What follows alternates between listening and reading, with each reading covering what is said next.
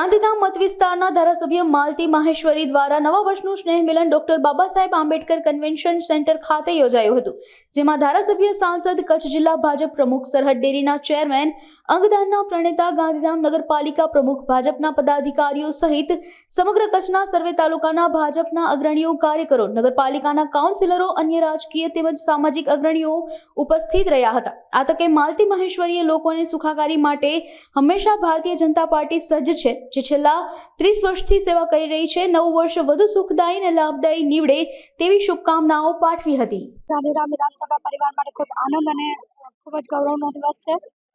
વિક્રમ સંવત 2081ની નવા વર્ષની શરૂઆત થઈ ચૂકી છે, ત્યારે ભારતીય જનતા પાર્ટીની સંસ્કૃતિના અનુસાર સર્વે ધારાસભ્યશ્રીઓ, સાંસદશ્રી એ પોતપોતાના વિસ્તારમાં સ્નેહ મિલનનું આયોજન કરતા હોય છે।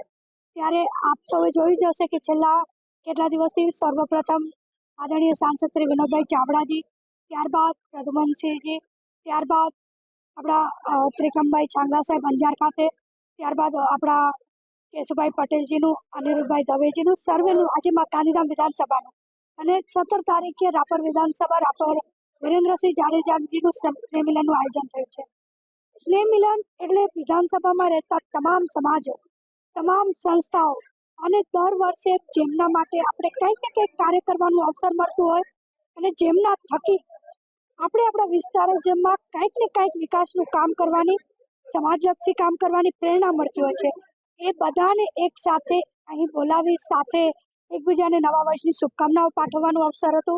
ખરેખર હું ગાંધીધામ વિધાનસભા પરિવારનો હૃદયપૂર્વક ખૂબ ખૂબ આભાર વ્યક્ત કરું છું, જેમણે હર હંમેશ જ્યારથી મેં ધારાસભ્ય પદ તરીકેની જવાબદારી મળી છે ત્યારથી આજ દિન સુધી હર હંમેશ મને સાથ સહકાર આપ્યો છે, મને હૂંફ આપી છે, મને પ્રેરણા આપી છે। ખાસ કરીને પ્રશ્ન એ છે કે આપણે ગાંધીધામના વિકાસની વાતો કરી, ઘણા બધા ગ્રાન્ટો તમે લાવ્યા, આજે એ દ્વારા આજે આપ જાહેર કર્યું એ અમે બધા સમક્ષ થઈ જવા માંગીએ। જે રીતે મેં વાત કરી, આજે ગાંધીધામ વિધાનસભાનો કેટલા મોટા પ્રોજેક્ટો ચાલુ છે। મેં આપને કહ્યું તેમ, જે મારી સ્પીચમાં પણ મેં આ વાત કરી, આજે ગાંધીધામમાં 116 કરોડના ખર્ચે જલ સે નલ યોજનાનું કામ કાર્યરત છે। ડ્રેનેજની વ્યવસ્થા માટેના 68 કરોડના ખર્ચે કામ કાર્યરત છે।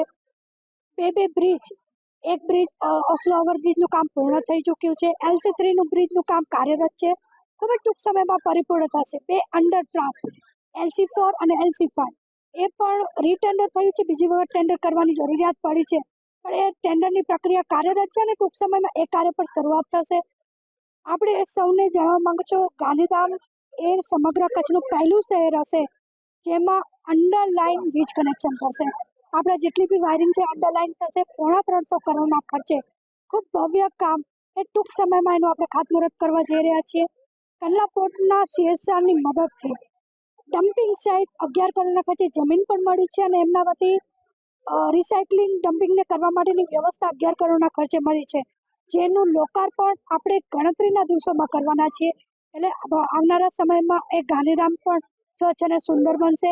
આપણી જે રામબાગ હોસ્પિટલ છે, જે સબ ડિસ્ટ્રિક્ટ તરીકે કાર્યરત છે, ઘણા વખતથી લોકોના લાગણી હતી કે જિલ્લા કક્ષાની હોસ્પિટલ બને અને સૌની રજૂઆત થકી આદરણીય વિનોદભાઈ, આદરણીય દેવજીભાઈ સામે ધારાસભ્ય સૌના સાથ સહકાર એ રજૂઆત કરવામાં આવીને આજે જ્યારે ત્યાં ક્રિટિકલ સેન્ટરનું કામ ચાલુ છે, કાર્ય જ્યારે પરિપૂર્ણ થશે ત્યારે એ હોસ્પિટલ જિલ્લા કક્ષા તરીકે કાર્યરત થશે। એની સાથે અઢળક કાર્યો મહાનગર ગાંધીધામને મળવું, કચ્છમાં પ્રથમ મહાનગર મળ્યું, એ વાતનો પણ મને આનંદ છે। રાજ્ય સરકારનો જેટલો પણ આભાર વ્યક્ત